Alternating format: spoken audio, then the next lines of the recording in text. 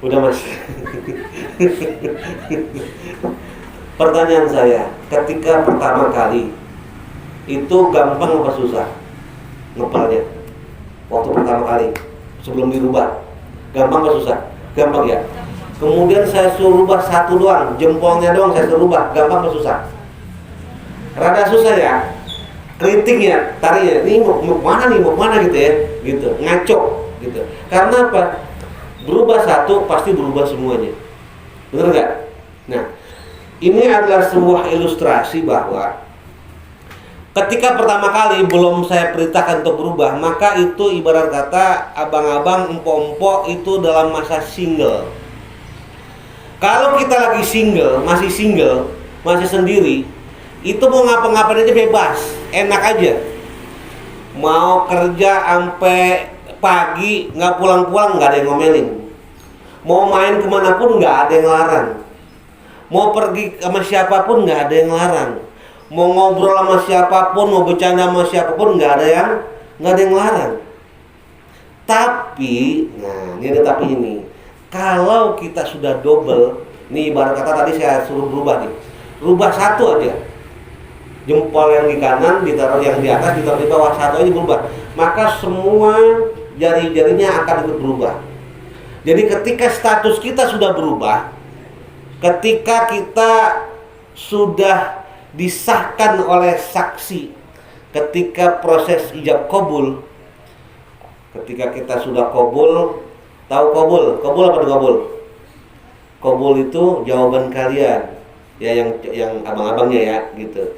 Karena ketika nanti Pak Penghulu atau walinya bilang saya nikahkan putri saya bernama ini kepada engkau dengan mas kawin sekian dibayar tunai, mas-masnya bilang saya terima nikah dan kawinnya dengan mas kawin tersebut dibayar tunai. Udah hafal ya? Hafal kan? Udah. Coba mas, siapa namanya? Ya, coba.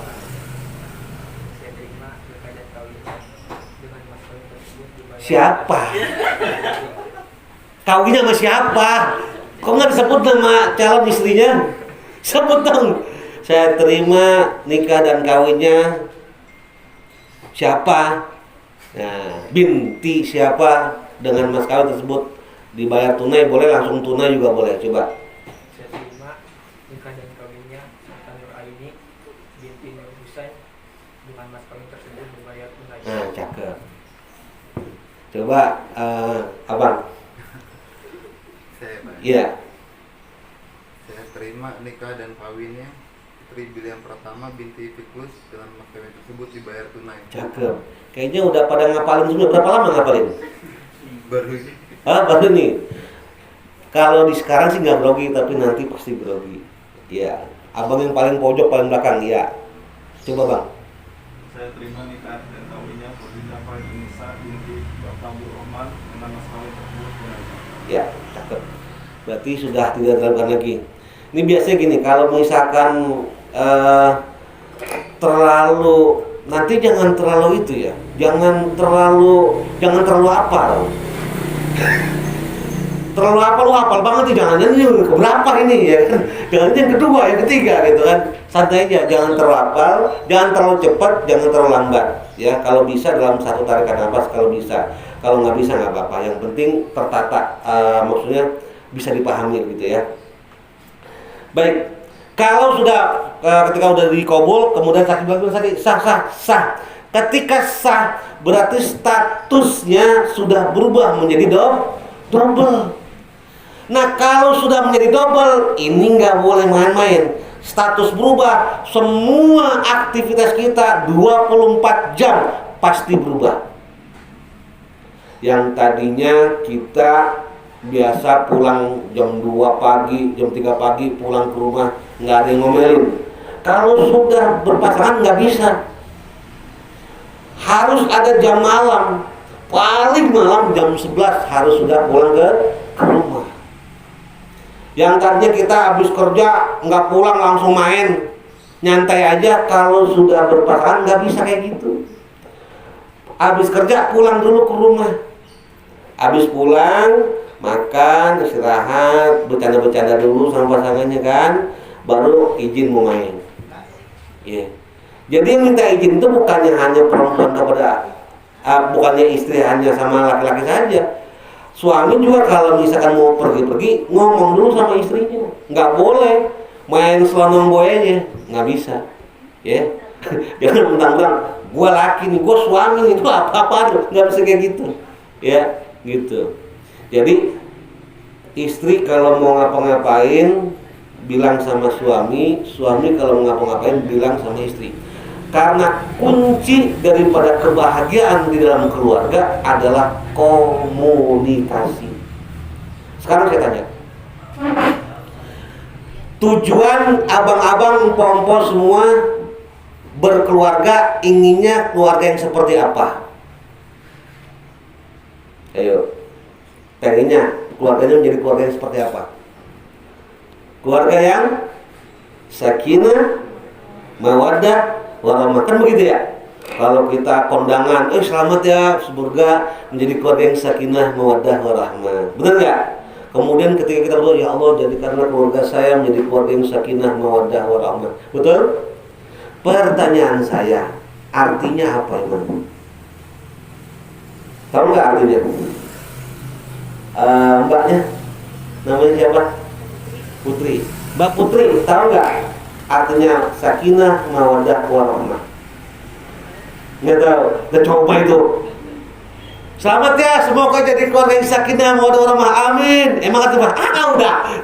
Jadi gue nggak ngerti. Abang yang pakai jaket merah, sakinah, mawaddah, warahmah artinya apa? Nggak tahu juga. Lah coba itu. Kita berharap dan senantiasa berdoa kepada Allah Subhanahu wa taala, ya Allah, jadikanlah keluarga kami, keluarga saya menjadi keluarga yang sakinah, mawaddah, warahmah. Tapi kita nggak tahu artinya. Lah terus kalau tadi emang pengennya keluarga kayak gimana? Ya begitu dah, begitu gimana?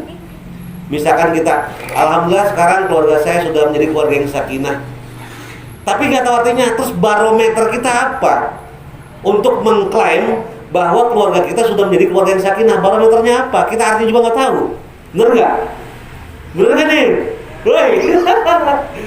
Nah, makanya di sini saya nggak akan ngomong yang terlalu serius, nggak akan ngomong yang serem-serem. Tadi udah diomongin sama Ki Humedi yang serem-serem. Saya di sini biasanya tugas saya itu untuk bahasan kayak rumah ini serem-serem gitu.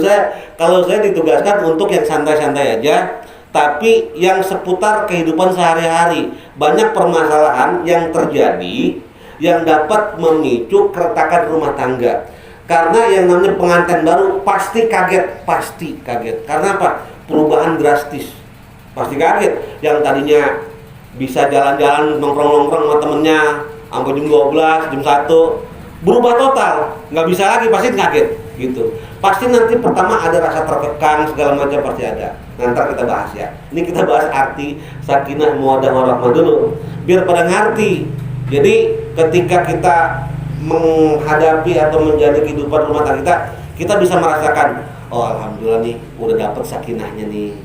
Oh alhamdulillah. Ya abang, masuk aja bang, masih ada tempat ya. Di sini bang, di depan masih ada, dibuka aja garasinya. Coba. Tambah bangku kursi lagi ya? Soalnya mau saya suruh bangku belum sah, gitu. Terlalu udah sah bangku-bangkuan harus itu. Di samping abangnya, bang di sini bang, samping. Yang itu buat teteh empuk, abang situ. Silakan. Iya, nggak apa.